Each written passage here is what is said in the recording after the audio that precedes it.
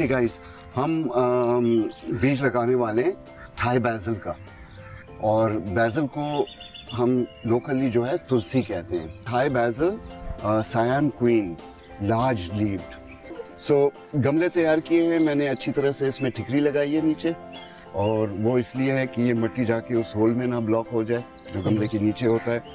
उस पर ठिकरी रखी, ऊपर से हमने बालू मिट्टी भर दी है इसमें। बैसिल का पैकेट खोलते हैं।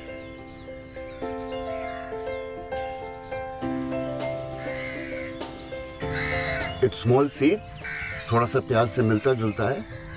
अब हमने इसको हाफ एंड हाफ अपने हाथ में कर देना है, सो दैट हमें पता हो कि एक गमले में कितना जाना है, दूसरे में कितना जाना है। एक अप्रोक्सीमेट है जब आप लगाते हैं, ठीक है ना।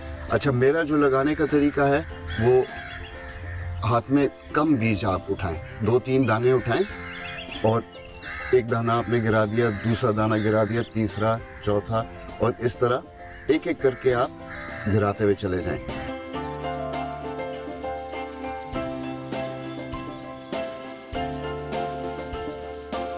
अच्छा, ऐसा है कि सीड जब आपने स्प्रेड आउट कर दिया और बीज बच गया आपके पास, फिर आप गमले में देखें जो गैप्स नज़र आ रहे होते हैं उसके अंदर आप सीड गिरा देते हैं, क्योंकि कहीं ना कहीं गैप्स होते हैं, ठीक है ना। अच्छा, मैंने अब बीज गिरा दिया है इसमें।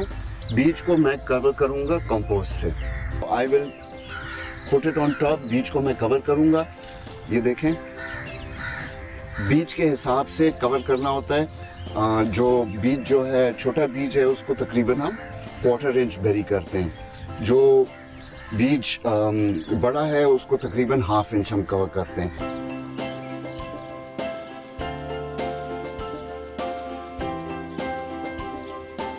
अब जो है 7 से 15 दिन के अंदर आपका बीज जो है वो फूट आता है। उसके बाद उसे मुख्तलिफ चीज़ें जो हैं वो फिर मुख्तलिफ टाइम लेती हैं, बिटवीन 2 to 3 वीक्स कि आप उसको ट्रांसप्लांट कर सकें।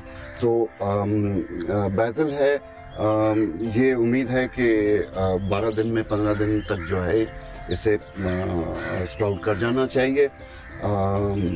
अगर वेदर के ऊपर भी डिपेंड करता है, एग्जैक्ट टेम्परेचर्स नाइट और डे के क्या हैं, तो ये स्प्राउट कर जाएगा और उसके फिर 2 से 3 हफ्ते बाद हम इसको ट्रांसप्लांट कर सकेंगे।